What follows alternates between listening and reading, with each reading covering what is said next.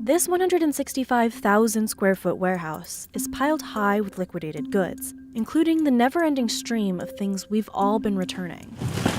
Liquidation company Quick Lots estimates that about 30% of the products it receives are clearly used returns. A little charger, watch. This is like a very expensive Swiss watch. Of course, underwear.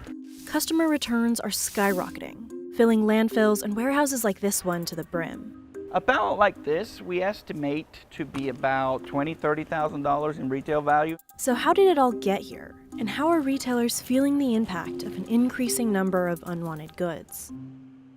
When that pair of pants you bought online doesn't fit quite right, the solution is easy. Return it and get a refund.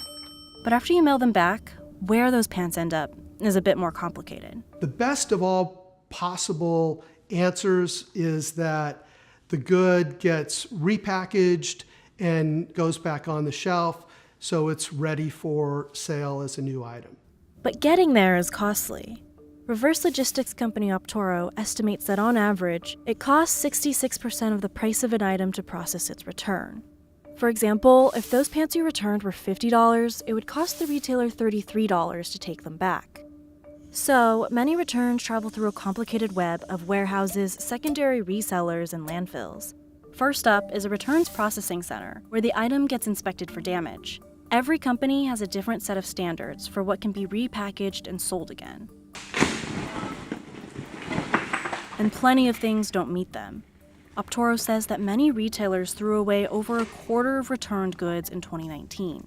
The amount of returns and excess inventory that retailers send to landfills has more than doubled since 2016, from 4 billion pounds to 9.6 billion pounds.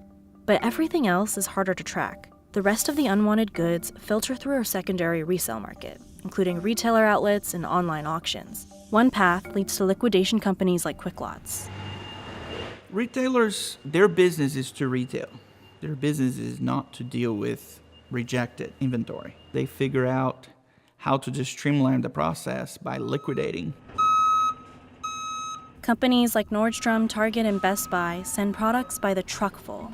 Those trucks are filled with pallets of both customer returns and excess inventory, or items that never sold in the first place. Everything comes bundled together as liquidation. And a lot of times, even merchandise that are brand new, they could have been returns, but they're hard to identify because they got returned with tags in a brand new condition. The company sells pallets wholesale, but it also sorts through items by category and condition. Its clients are other resellers, from people listing on marketplaces like eBay or Poshmark, to mom-and-pop discount stores to flea market stands. And now, companies are dealing with even more returns. According to the National Retail Federation, customer returns across the retail industry are growing. As e-commerce sales explode, online returns do too.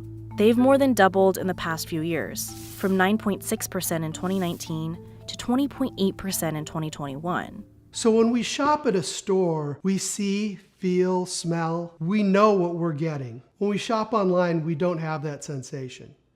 And so we end up buying more items so that we can see, feel, smell, touch them.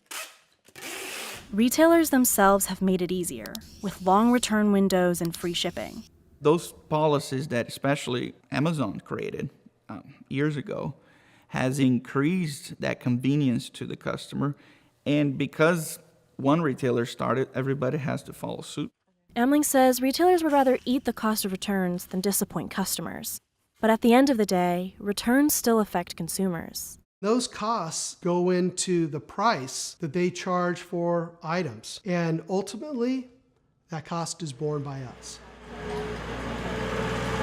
For retailers overwhelmed with returned goods, offloading them to liquidators can be a relief.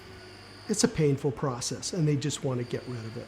They just want someone else to do it. And it can be a way to recoup some loss. Emling says if retailers think that those goods will end up in a landfill, selling them to liquidators instead can be an appealing choice. Still, returns eat into the bottom line.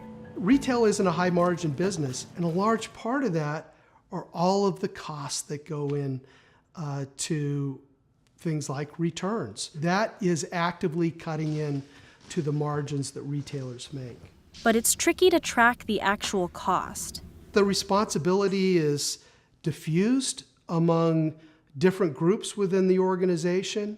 Too many companies are not measuring the cost that they're spending on reverse logistics.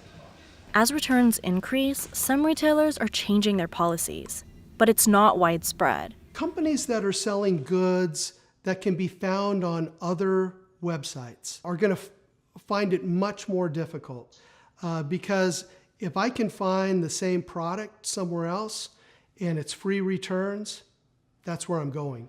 But despite making small shifts, Amling says retailers aren't prioritizing dealing with returned items. Right now, consumers have no idea what happens to a return once they, let's say, drop it off at a UPS store. Once that becomes transparent, they will change.